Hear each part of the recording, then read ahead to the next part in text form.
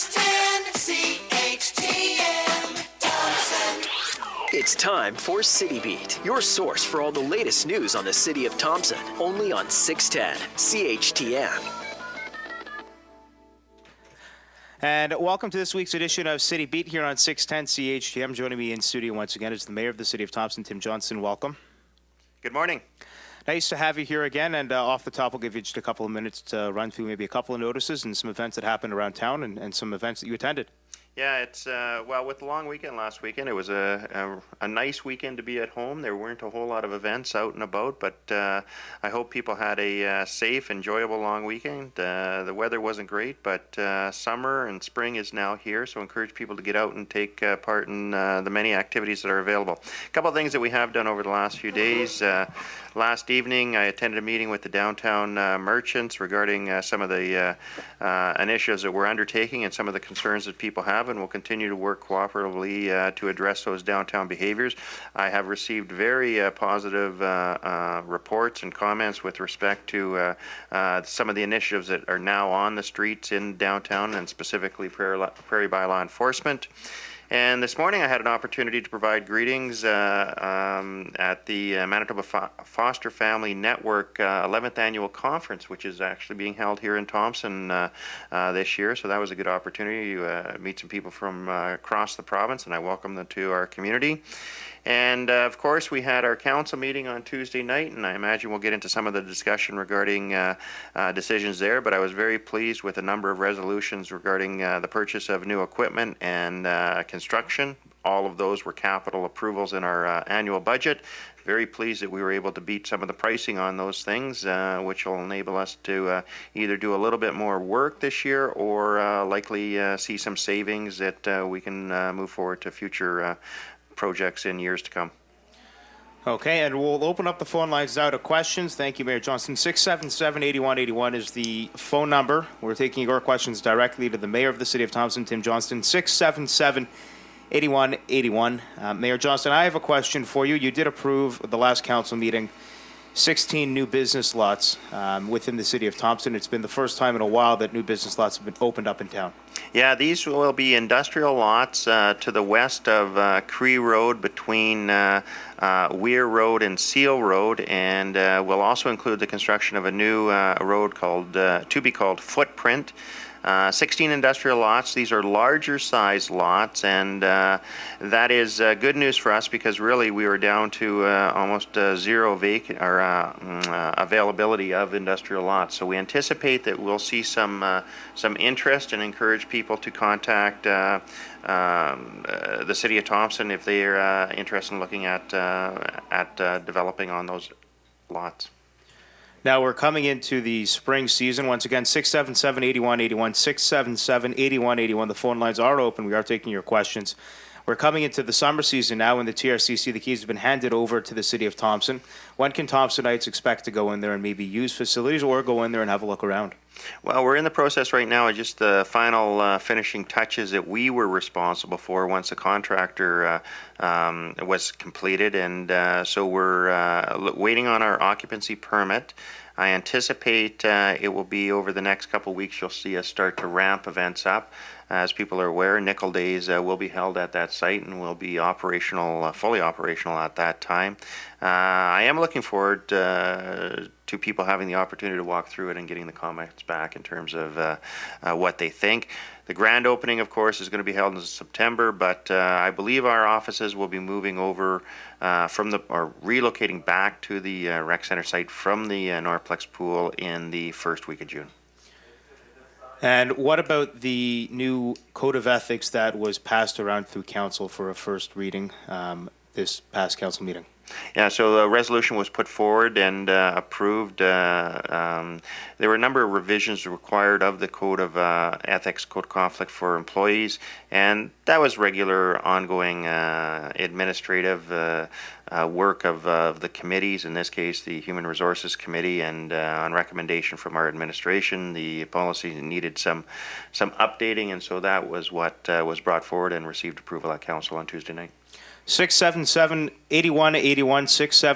677-8181. Phone lines are open. We are taking your questions directly to the Mayor of the City of Thompson, Tim Johnston.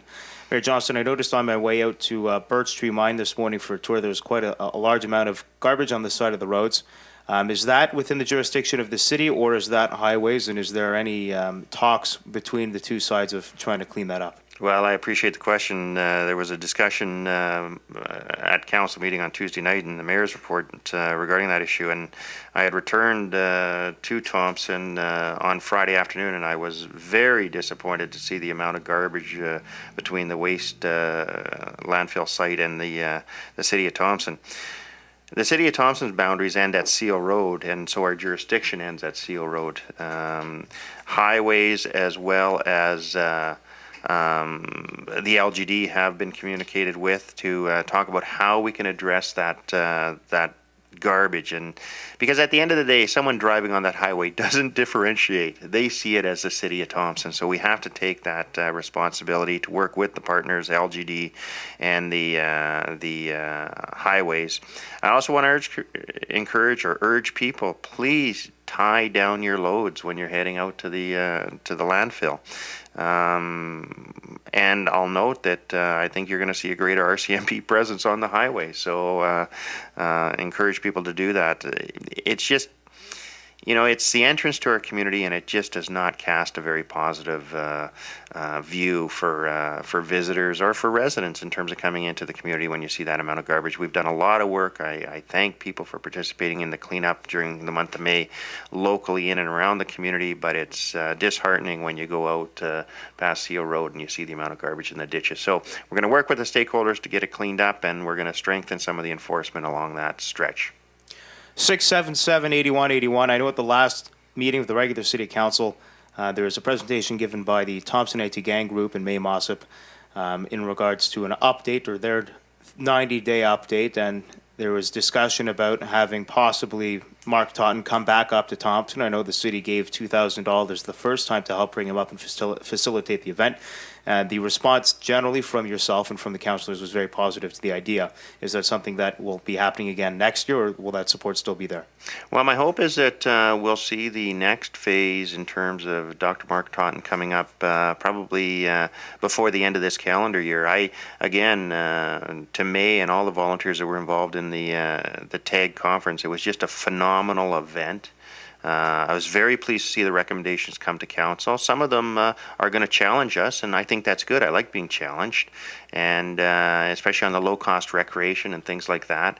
And I look forward to working with that group and all the other stakeholders in the community in terms of really starting to address this anti-gang issue. It's real in our community, and we have to take real steps and be creative in terms of how we address it. So I thank those volunteers. I certainly fully support the recommendation in terms of bringing Dr. Mark Totten back, and specifically speaking with youth and on the gang issue. And I hope that that's sooner rather than later in terms of when that event takes place. People who were in town for the May long weekend and went downtown may have noticed a new force or presence downtown in the downtown area. Prairie Bylaw enforcement back, and they are enforcing the bylaws within the city of Thompson. I wasn't here to see it. I was out of town this weekend, but I did speak to a couple of people who really noticed the presence in town. What are your thoughts on how they've been doing their job so far, and what the effect has been on the downtown within the first week and a half? Well, I'm pleased that as of Friday night, Prairie Bylaw was back on the streets in Thompson, and specifically in the downtown. I can tell you I've heard a number of comments, positive in terms of people seeing their presence. One of the best things that I've noticed is out actually walking the streets, and I think that that's huge. That's one of the things that we asked of them, is that to balance the amount of time spent in the vehicle patrolling and actually getting out on the streets and walking. So it's a good start. There is a lot of work to be done.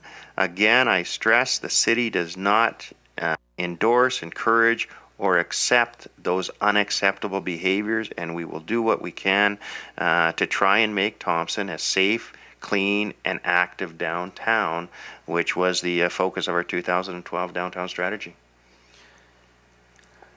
And when is the pool going to be opening up in Plex? Well, I'll tell you this, we're having some real challenges with the Plex pool in terms of aging infrastructure there. My understanding was that the valves were hopefully going to be in the city today for installation, and we'd get the pool back up and running in the next day or so.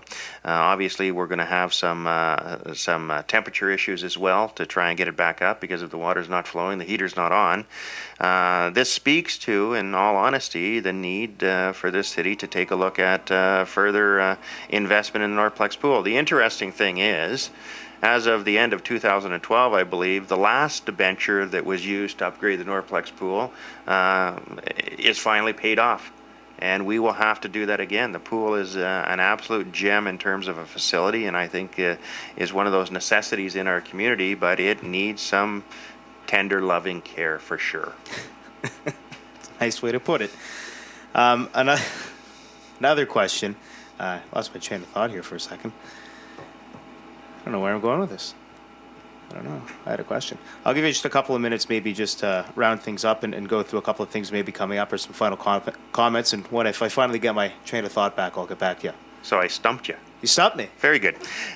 No, I just, I encourage people to, again, communicate with members of council, with myself. My cell phone, 679-0915. I love talking about Thompson. A couple really positive meetings this week, again, with the downtown merchants, with some other individuals. We had some visitors in from one of the national banks who were very positive. We've initiated our conversations with Valet on the GIL discussion. So I think some really good things are happening. And I'm very positive in terms of the next few months. So Specifically, that was my question. I finally got it back. Grant and Lou discussions, how are they going so far? we have just now initiated the discussions formally to move forward on the Grant and Lou between Valet and the three stakeholders: the City of Thompson, the School District of Mystery Lake, and the LGD. And I anticipate, and I'm very hopeful, that we'll be able to conclude those discussions likely in around September 30th, so that we have an agreement in place moving forward when this current agreement expires December 31st, 2012. I'm absolutely confident that each of the stakeholders, including Valley, are coming to the table in good faith.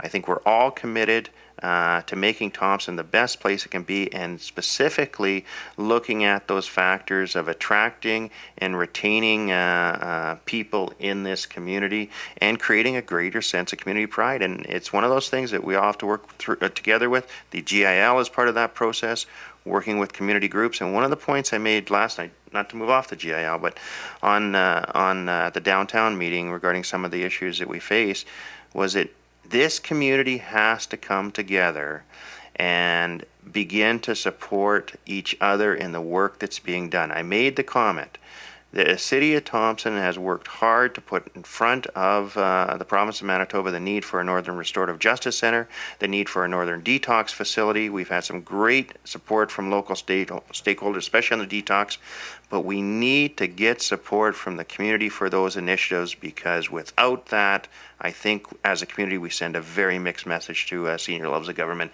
and that doesn't help us. We've got to address these things as a community. Okay, I want to thank you very much for joining us again here this week. It's always a pleasure to have you here in studio.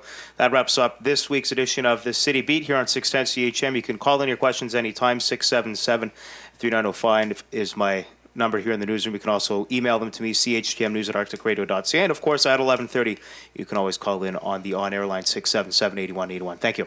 Thank you. City Beat will be back next Thursday morning at 11:30.